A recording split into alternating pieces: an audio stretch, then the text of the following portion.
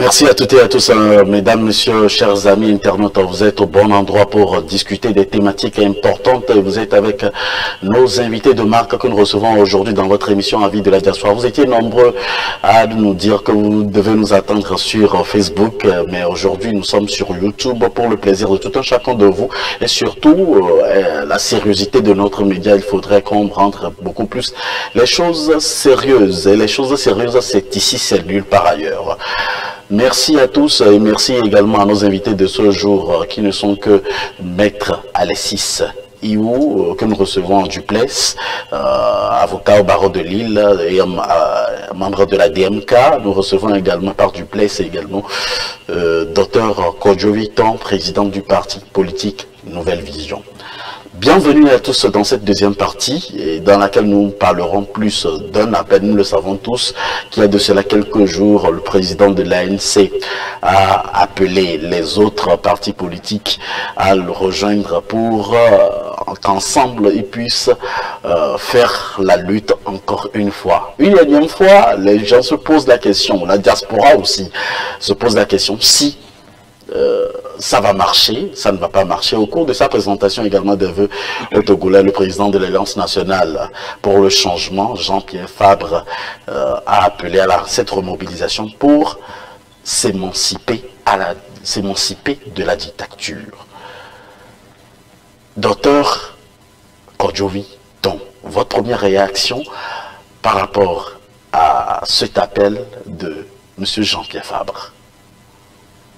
Bon, d'abord, je remercie toujours tous les acteurs politiques qui se sont lancés, qui sont impliqués dans la recherche des solutions idoines pour le développement de notre pays. Je pense que c'est toujours une bonne idée d'aller ensemble, mais c'est mieux de savoir comment aller ensemble pour pouvoir produire un résultat probant. Quand, par exemple, l'aîné Jean-Pierre Fabre appelle l'opposition à le rejoindre pour la lutte, la question qui vient à l'idée au niveau de la Nouvelle Vision, par exemple, serait de savoir, il s'agit de quelle lutte? Parce que ce qui nous divise la plupart des temps, ce ne sont pas nos stratégies, parce que nous avons différentes stratégies. Par exemple, la DMK a sa stratégie, l'ANC a sa stratégie, la Nouvelle Vision a sa stratégie. Les stratégies peuvent être différentes, diverses, mais est-ce que nous poursuivons la même finalité? Si aujourd'hui, au niveau de la Nouvelle Vision, notre plus grand programme de l'année, c'est de voir comment est-ce que le gouvernement en place aujourd'hui, qui tient la rêne de l'État, que ce soit légitime ou légal, va dépenser les 1760 milliards et que nous puissions, quel programme mettre en œuvre pour que les 47%, plus de 500 milliards plutôt, puissent aller réellement pour créer des emplois aux jeunes. Alors qu'au même moment, au niveau de la DMK, c'est de lutter contre l'illégitimité de ce gouvernement. Vous allez voir déjà que nous deux, nous sommes de l'opposition, mais nous n'avons pas les mêmes finalités. Ce n'est pas que nous sommes devenus opposants entre nous, c'est que simplement nous n'avons pas la même finalité. Et quand nous n'avons pas la même finalité, c'est dangereux de se mettre ensemble pour définir des stratégies communes pour aller vers des finalités différentes. Donc, ce qui est plus important pour nous de savoir, c'est que quand, par exemple, Jean-Pierre Fabre parle d'une coalition ou bien d'une union envers une lutte, c'est quoi la lutte? Est-ce que c'est la lutte que nous avions commencé, que nos aînés ont commencé depuis des temps immémoriaux jusqu'à la date d'aujourd'hui, qui a un résultat stérile sur le terrain, malgré certaines avancées? Ou bien c'est une lutte contre la misère et la galère qui s'accentue au pays. Donc il y a tellement de choses. Je me souviens, dans le collège de l'appel de Monseigneur Kodjo en ce moment, j'ai vu des courants, de différents courants d'opposition. Il y a ceux-là qui ont vraiment ce désir ardent de combattre un homme. Il y a d'autres là qui ont le désir ardent de combattre un système. Il y a d'autres qui sont là parce qu'ils doivent se maintenir en tant que leader de l'opposition. Donc, quand nous n'avons pas les mêmes finalités, se mettre ensemble pour une lutte donnée, ne serait-ce que de se lancer des cailloux entre nous. Donc, pour nous, ce qui est plus important, c'est d'arriver, c'est que l'opposition togolaise arrive à définir ce que nous appelons la lutte Parce que pour nous, la nouvelle vision, nous devons dépasser, nous devons avoir pour mission ajouter, au-delà de la lutte de l'alternance, une lutte vers la résolution des problèmes de nos pays.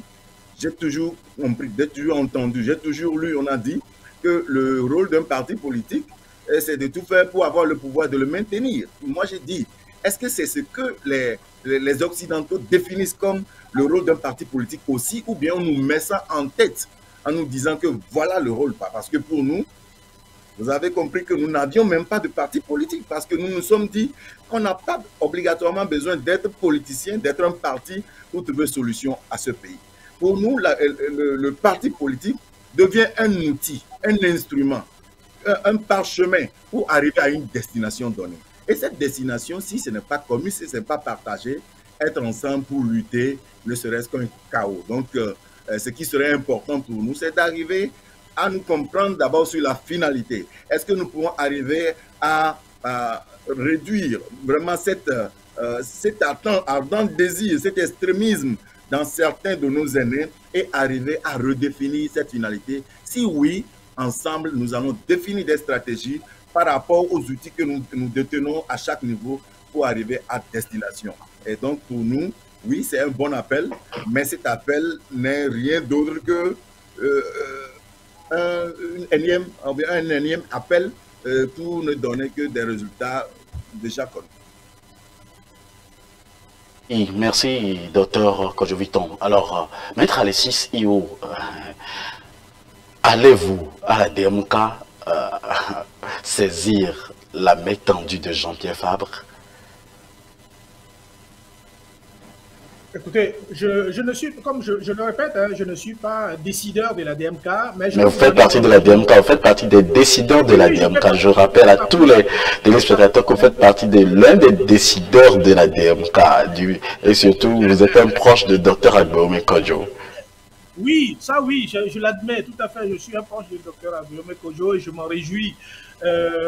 Mais la DMK, c'est une structure beaucoup plus large et je préfère garder ma position de peut-être de Togolais et de juriste aussi pour dire ceci. Alors, et de politicien aussi. Il y a une part de choses sur je suis totalement d'accord avec mon frère. Moi seulement sur le fait qu'il ne veut pas avouer qu'un parti politique doit chercher la conquête du pouvoir. Un parti politique, c'est effectivement avancer cette idée et aller conquérir le pouvoir. Le maintenir, non. On conquiert le pouvoir, mais on ne le maintient pas. C'est ça la différence. Oui, c'est ça la différence avec le pays d'Afrique. Pour ajouter quelque chose, oui, pour éclaircir ça. Déjà, en tant qu'ancien candidat aux élections, cela voudrait dire quand même que j'ai vu la magistrature suprême comme un outil important pour pouvoir faire asseoir la politique que nous avons. Parce qu'aujourd'hui, pour faire avancer le Togo, pour nous, il faut un programme d'État. Donc, je ne l'exclus pas, mais c'est qu'il faudrait son utilité pour le rechercher. Nous avons senti l'utilité, c'est pourquoi j'ai été candidat, et c'est pourquoi si le Togo continue à être comme il est aujourd'hui, j'y serai également, et je serai aux élections et qui vont venir pour pouvoir avoir cet outil pour mieux faire asseoir la politique. Donc, je ne l'exclus pas. Merci. Donc, on est d'accord là, ce point-là. On est d'accord. Il faut aller à la pouvoir, parce que c'est cela, si vous n'avez pas le pouvoir, vous ne pouvez pas faire ce que vous voulez faire, vous ne pouvez pas avancer vos idées, vous ne pouvez pas faire vos projets, vous ne pouvez rien faire. Voilà. Donc, à ce niveau-là, on est d'accord. Alors, sur le lancement, l'appel de Jean-Pierre Fabre, moi, je ne sais pas si c'est la bonne personne pour lancer un tel appel. Je suis jeune en politique au Togo, en France, pas du tout, parce que j'ai été déjà élu en France il y a longtemps. Mais de ce que j'observe au Togo, Jean-Pierre Fabre ne me paraît pas la personne la plus indiquée pour lancer cet appel. Quelles sont les raisons? Hein. Oui, alors les raisons, c'est que vous avez bien vu, moi je parle d'expérience. C'est son expérience depuis Gruinski, non pas Gruinski, Olympio, pardon, excusez-moi, c'est l'un ou l'autre. Son expérience depuis le parti d'Olympio jusqu'à l'ANC. Et récemment, en 2017, ce qui s'est passé avec la C14. dont il y a une personne qui était particulièrement en vue, Tipi Achadam, qui était en fait le porteur d'un projet que les Togolais rassembleurs d'ailleurs, que les Togolais devaient suivre, qui était presque au bout de faire partie le pouvoir. Et on nous a inventé, concocté une espèce de C14 avec à la tête Jean-Pierre Fabre. Vous avez vu ce que ça donnait? Et c'est le même qui vous dit aujourd'hui qu'il lance un appel aux autres partis politiques pour le rejoindre parce que son parti est en lambeau après les élections de 2020. Non, il ne convainc personne. Il pourra pas. Je ne dis pas qu'il ne faut pas le faire. Je dis qu'à mon avis, personnellement, je ne pense pas que ce soit la bonne personne qui appelle, parce que, à mon avis, d'ailleurs, aucun parti politique ne répondra, ni Nouvelle Vision, ni Adi, ni les autres ne répondront pas. Mais Maître Eyo, la Nouvelle Vision n'a pas dit qu'il n'a pas répondu pour le moment, puisqu'on n'a pas vu la Nouvelle Vision réagir par rapport à l'appel de Jean-Pierre Fabre. Jusque-là, c'est la première fois que Dr Ton réagit sur une antenne, et surtout à la diaspora, sur l'appel de l'ANC, du président de l'ANC. Parce que je sache. Je tire les conséquences directes de ce que je viens d'entendre. N'a pas atteint nos oreilles.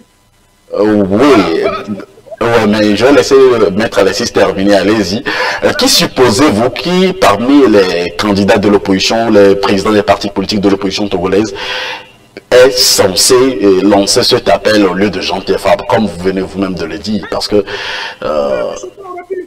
Même lui, il aurait pu le faire. S'il avait fait, je crois qu'il serait mieux écouté. Et pourquoi est-ce que Dr Agbéomé, lui, ne l'avait pas fait? Alors, Dr Agbéomé n'a pas fait, mais Dr Agbéomé, il pourrait le faire. D'ailleurs, il a fait déjà. Il avait demandé déjà cette... Regardez bien dans les comment l'appelle-t-on, les débats qu'on avait fait à l'époque et les publications qu'on avait fait à l'époque. Il a déjà demandé cette ouverture. Sauf que ce que les gens attendent, c'est d'ailleurs à la suite de cela que certains ont demandé à ce qu'on vienne leur demander pardon. D'abord. Ne pensez-vous pas que le Dr Agbéomé doit demander pardon aux Togolais, vu qu'il a fait des promesses, qu'il n'a pas tenu ses promesses également? Le fait de demander pardon, est-ce que ça dérange vraiment la DMK ou Dr Agbéomé Kodjo? Non, c'est pas Agbéomé Kodjo, c'est pas Agbéomé Kodjo qu'on demandait de demander pardon, on demandait au prélat, c'est à Kodjo de demander pardon parce qu'il aurait insulté certaines personnes. Et peut-être d'autres personnes de la DMK qui auraient insulté. Donc on était à ce niveau-là de débat. Hein. Vous voyez, c'est tellement enfantin, c'est tellement terre à terre, c'est tellement petit par rapport à ce que notre frère Ton dit sur les projets du Togo et ce dont les Togolais ont besoin. C'est pas d'un pardon et de tu m'as insulté, je t'ai insulté, c'est pas ça. C'est ça que les Togolais ont besoin. Donc vous voyez, si vous partez de cette base-là, ça sera très difficile d'être rassembleur. C'est pour cela que je dis, moi je ne sais pas hein, s'il va être écouté. J'espère pour lui qu'il va être écouté. Que ça sera. Donc pour vous n'allez pas, la DMK ne va pas saisir la main tendue de Jean-Pierre Fabre, si je résume votre première intervention sur cette deuxième partie de notre émission. Je n'en sais rien, je ne peux pas vous dire oui, je peux pas que vous dire. pense Dr Agbéomé Kodjo?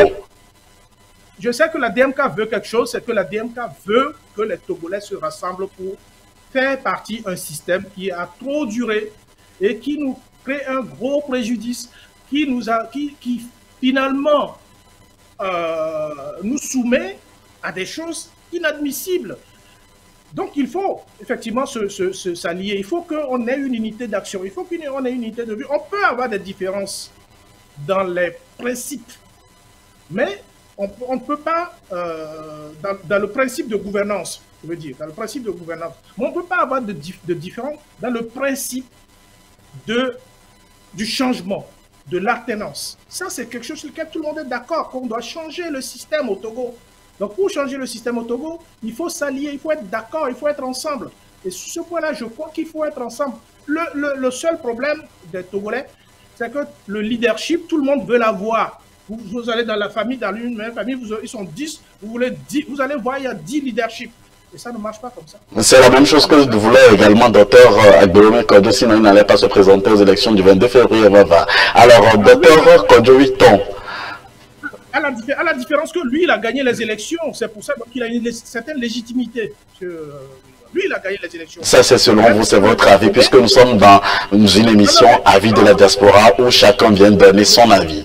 Alors, on va continuer l'émission. Pour Jean-Pierre Fabre, l'ANC reste toujours favorable à une union de l'opposition pour relever les défis qui s'imposent. Tout à l'heure, quand je parlais de la réaction de votre parti politique, Nouvelle Vision, est-ce que la Nouvelle Vision a tellement réagi par rapport déjà à cet appel? On n'a pas eu de conférence de presse, on n'a pas eu, à ma connaissance, on n'a pas eu un message de Dr Kodjo-Viton sur les chaînes.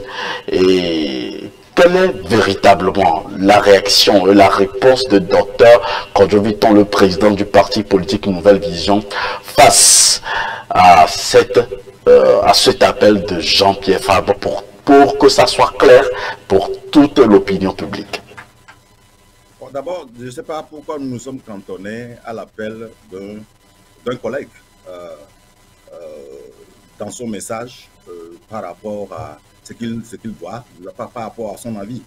J'ai lu par exemple l'intervention de Maître Tiassona qui disait qu'on devrait dépasser ces cantates politiques et aller vers le concret. Pourquoi vous ne parlez pas de ça? Parce que, comme l'avait dit Maître Iou, aujourd'hui, bon, il parle en tant que qui? Il parle en tant que collègue, comme un président de parti comme Kodjo-Viton.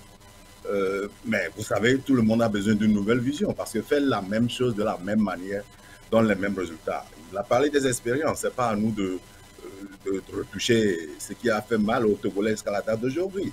Mais les Togolais, je pense quand même, surtout la jeunesse togolaise, et les retraités togolaises, et les Togolais, les femmes togolaises, reconnaissent aujourd'hui que nous avons tous besoin d'une nouvelle vision. Nous avons besoin d'une réorientation de la lutte. Donc, si dans son message, il a dit un mot qui parle de ça, pour nous, à la Nouvelle Vision, d'abord, ce n'est pas un appel. Il a seulement exprimé son opinion. Mais nous comptons quand même que si nous voulons faire un travail, nous voulons aller quelque part et que nous sommes unis, quelqu'un aussi pourra apporter quelque chose de plus vers la destination, ce serait une bonne chose. Mais si on ne va pas s'unir pour s'unir, parce qu'il y a une différence entre se rassembler et s'unir. J'ai toujours dit, quand tu prends le puzzle et que tu mets dans un sac, ils sont tous ensemble. Mais quand tu les mets déjà en place, c'est aussi une différence. Être unis, être rassemblés, ce sont deux choses différentes. Donc pour nous, ce n'est pas encore un appel, ou soit ce n'est pas encore adressé à nous, parce que ça ne justifie la présence même de la lutte, de la manière dont ils le font, ne justifie même pas la création de la nouvelle vision. Pourquoi une nouvelle vision? Parce qu'il en existait une ancienne. Et cette ancienne, c'est ce qui se faisait sur le terrain et qui donnait des résultats stériles.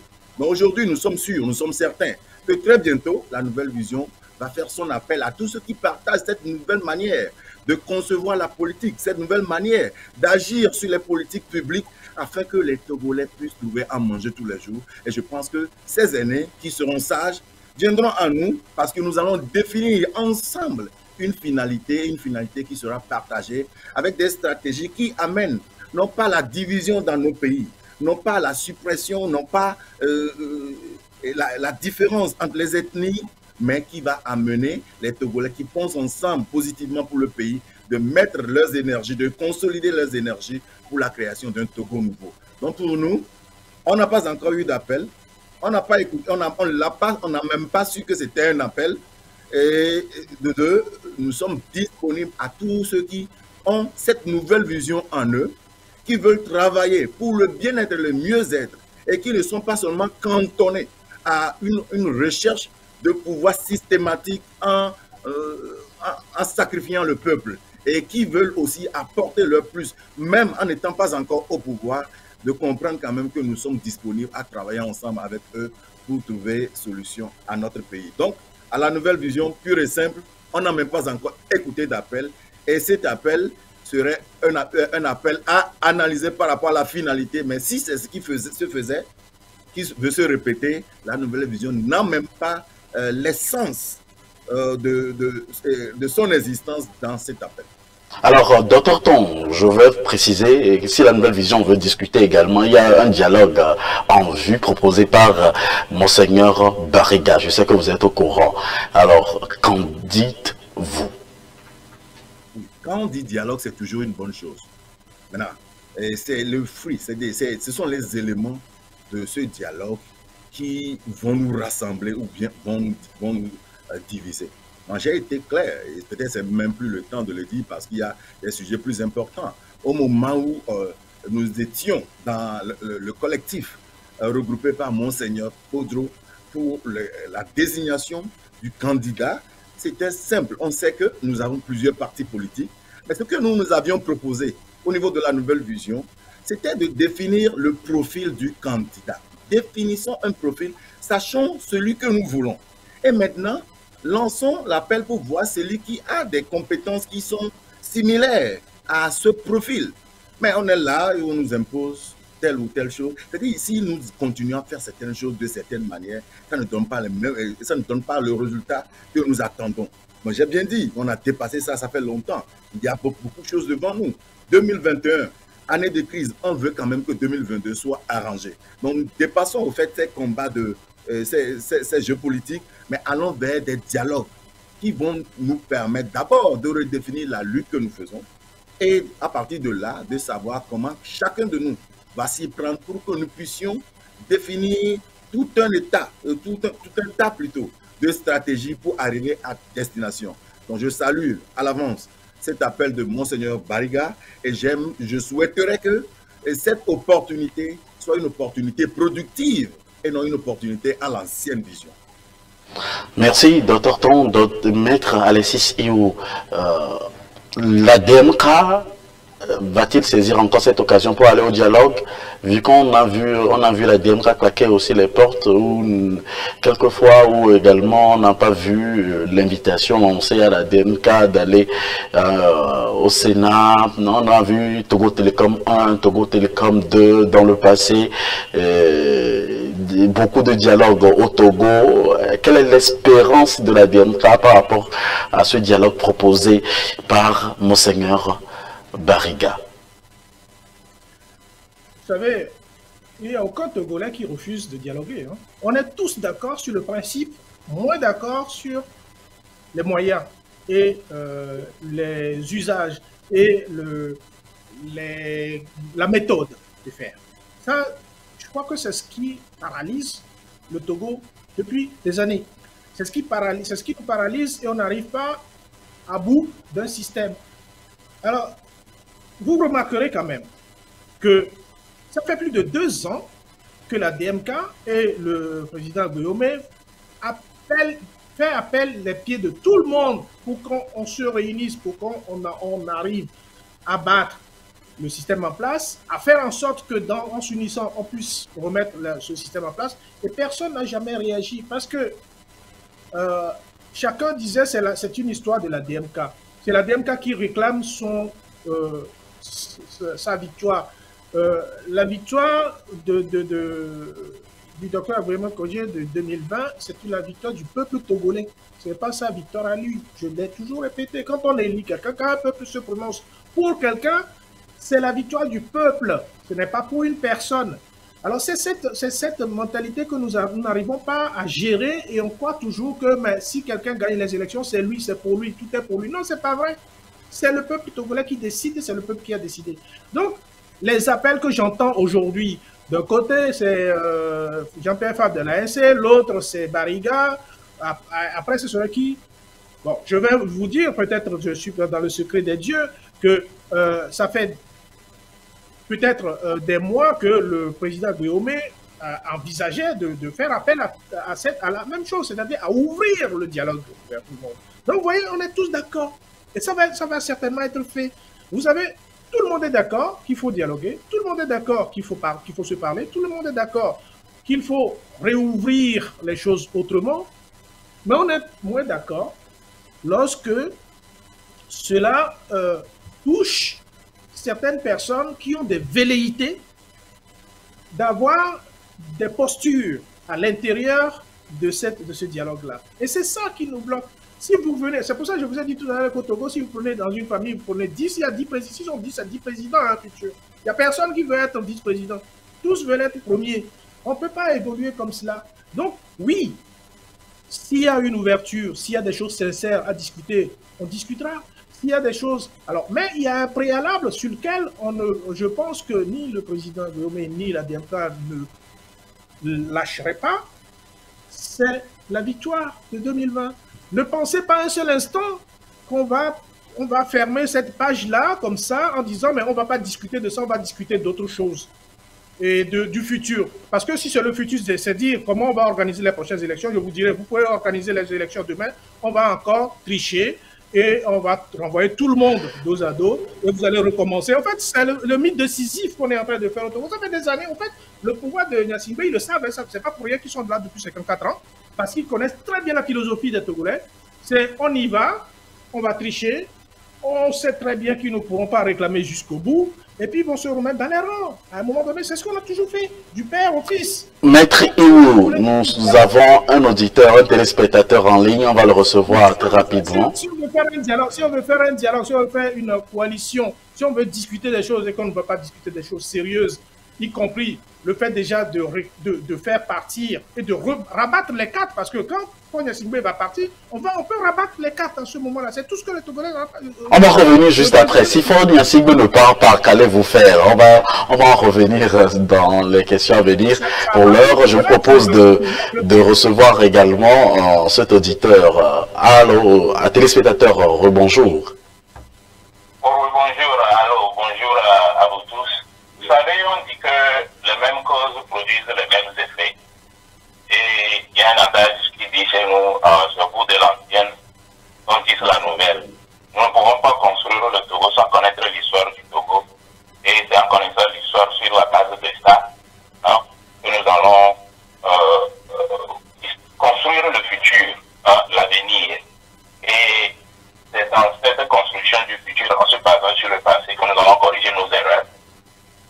Tout ce qui nous avons fait de mal, et sur la base de ça, nous avançons. Mais en le faisant, nous devons avoir une grandeur d'esprit.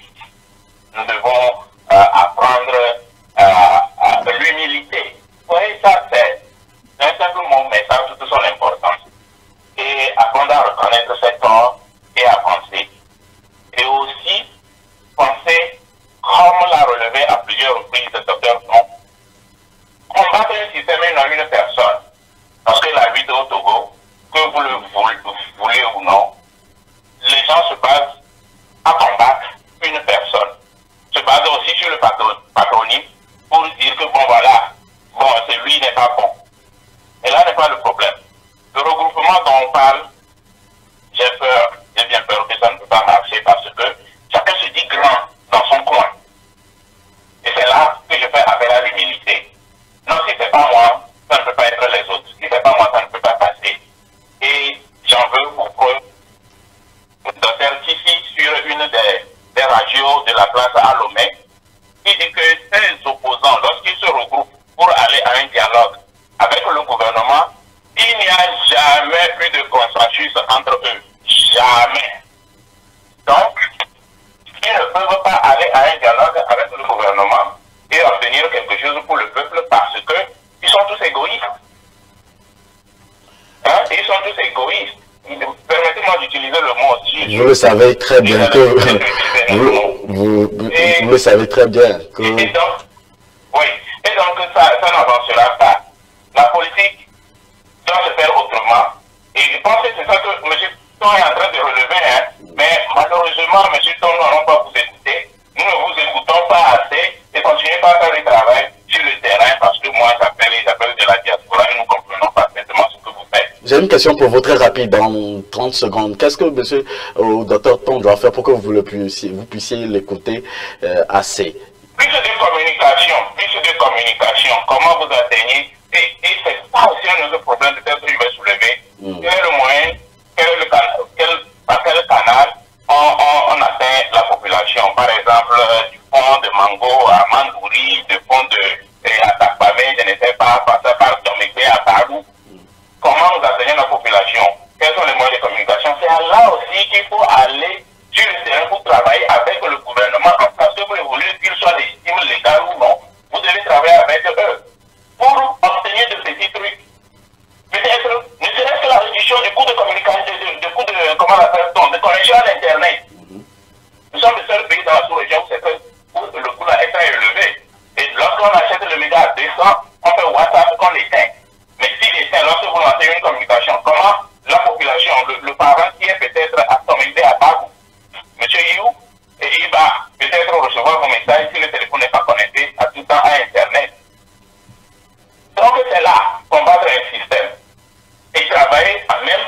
système en le combattant, en utilisant de ces petits moyens. C'est un exemple banal, mais ça portait. Comment atteignons-nous la population des milieux reculés?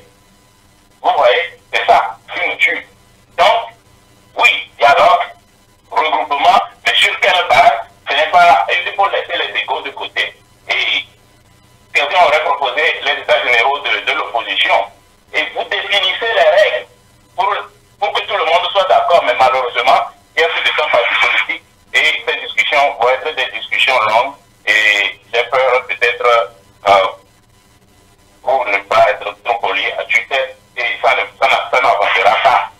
Donc il y a ça aussi. L'opposition n'a pas un canal de communication. Les journalistes qui sont sur place, vous, M. Albenigan, qui vous finance? Personne, mais vous le savez. Pour travailler pour lui et atteindre les populations. Non. Quel journaliste à Lomé, si ce n'est pas eux-mêmes qui travaillent pour leur propre compte, qui voulaient financer? Non. Est-ce que vous avez une radio? Est-ce que vous avez une télévision? Comment atteindre pour les populations des milieux reculés? Si c'est pour faire un voyage et après revenir 6 mois après, mais je suis au champ, je ne sais pas suivi. Peut-être que mon voisin n'est pas allé, bien s'il est allé, il ne m'a rien transmis, parce que ce n'est pas vraiment sa préoccupation. Donc ce sont ces choses-là sur lesquelles vous devez vous baser, travailler, et joindre la population, communiquer, et bon voilà. Et entre vous, partis politiques, cultivez l'humilité. Merci. Et au niveau de la DMK, vous devez absolument, parce que c'est le dialogue, vous-même vous l'avez évoqué dans l'une de vos émissions sur la télévision, que on vous aurait, vous devez faire un dialogue direct avec le pouvoir en place.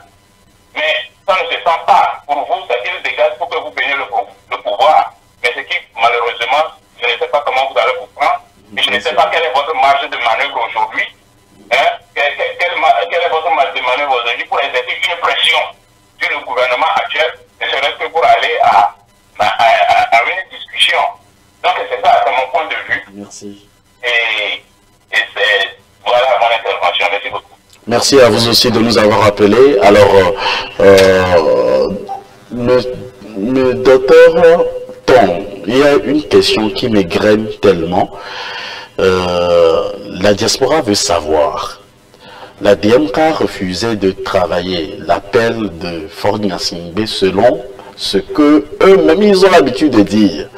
Que d'après les élections, il y a eu un médiateur qui était venu voir Dr Agbeome pour lui proposer d'être un premier ministre. C'est selon la DMK ou de Dr Agbeome Kodjo. Si aujourd'hui, le gouvernement togolais vous fait un appel pour travailler avec lui, l'accepteriez-vous et allez-vous saisir la main tendue du gouvernement en place? Pour répondre à cette question, c'est simple. Le programme de société que nous avons conçu pour aller aux élections, ce n'est pas un programme dont la finalité est simplement faire partie X pour que ça soit remplacé par Kodjo-Biton. C'est un programme qui a pour finalité d'arranger, d'améliorer ce qui se faisait, de changer ce qui n'était pas bon et de pouvoir intensifier ce qui était bon. Donc pour nous aujourd'hui, si c'est ça la finalité, et que même en n'étant pas président, que certains de nos programmes pourront aider à faire développer certains domaines, pourquoi ne pas les exercer sur le terrain? Ce que je voulais dire, c'est simple. Dans le programme de société que nous avons, il y a un programme consacré, par exemple, à l'éducation. Maintenant, parce que nous ne sommes pas élus président en 2020, est-ce que nous allons attendre en 2025 avant de faire asseoir ce programme qui peut aider la population togolaise? Vous allez voir qu'au moment où on nous a éjectés de la course présidentielle, une semaine après, la Nouvelle Vision a fait appel à tous les candidats, y compris la mouvance présidentielle, pour leur présenter ce que nous avons conçu comme projet de société. Parce que notre finalité, ce n'est pas d'avoir un projet propre à nous, mais c'est avoir un projet qui va profiter au peuple togolais. Parce que nous nous sommes dit, dans notre projet de société, peut-être la DMK va avoir certains points à ajouter à ces bonnes choses qu'il a déjà, peut-être le régime en place va prendre 1 ou 2 points ajoutés à ce qu'il a déjà. Peut-être l'ANC le fera. Nous avons fait appel à tous les partis de l'opposition, surtout, qui sont restés dans la course, afin de tirer profit du programme de société que la Nouvelle Vision avait eu. Malheureusement, la plupart n'étaient pas présents. Parce que ce qu'on nous a appris, c'est que faites votre programme pour vous, cachez ça. Donc, dès que vous serez président, mettez ça en application. Et en ce moment-là, si par exemple, je prends 2020 jusqu'en 2022, combien de Togolais ont déjà perdu la vie parce que certains se disent, j'ai cette potion magique qui peut faire développer le commerce, mais je préfère garder ça jusqu'au moment où j'aurai le pouvoir d'abord avant de le faire. Donc, en résumé, ce que je viens de dire prouve quand même que non seulement nous allons attendre au gouvernement de nous tendre la main, mais nous continuons de travailler pour faire asseoir, ne serait-ce qu'en partie, le projet de société que nous avons jugé capable de changer la vie de tout citoyen. Donc vous allez voir qu'au niveau de la Nouvelle Vision, même n'étant pas candidat, nous avons continué à faire la formation des enseignants, nous avons continué à former les jeunes, nous avons continué à intervenir au niveau de l'agriculture, nous avons continué à faire beaucoup de choses dans beaucoup de domaines. Cela voudrait dire que nous n'allons même pas attendre le gouvernement de nous tendre la main avant de faire quelque chose, mais nous allons chercher des opportunités pour mettre en pratique nos projets qui peuvent changer la vie des concitoyens. Merci d'avoir éclairé les Togolais de la diaspora, surtout la communauté africaine à la diaspora. De l'actualité africaine cette semaine. Chaque semaine, nous vous invitons à décrypter l'actualité de la semaine avec nous sur votre télé Afro Web TV. Retrouvez les analystes politiques pour donner les différents points de vue sur des sujets de l'heure chaque mercredi à 11 h et chaque samedi à partir de 11 h Central Time sur Afro Web TV. Pour participer, appelez-nous ou envoyez-nous des messages par WhatsApp sur le +1 319 462 89 79. Toutes les émissions disponibles sur afrowebtv.com et sur notre chaîne YouTube. Chaque semaine, la rédaction d'Afroweb TV vous propose un condensé de l'actualité des 7 derniers jours. Suivez sur Afroweb TV l'actualité politique, économique et sociale, bref, dans toute son entièreté, sur www.afrowebtv.com.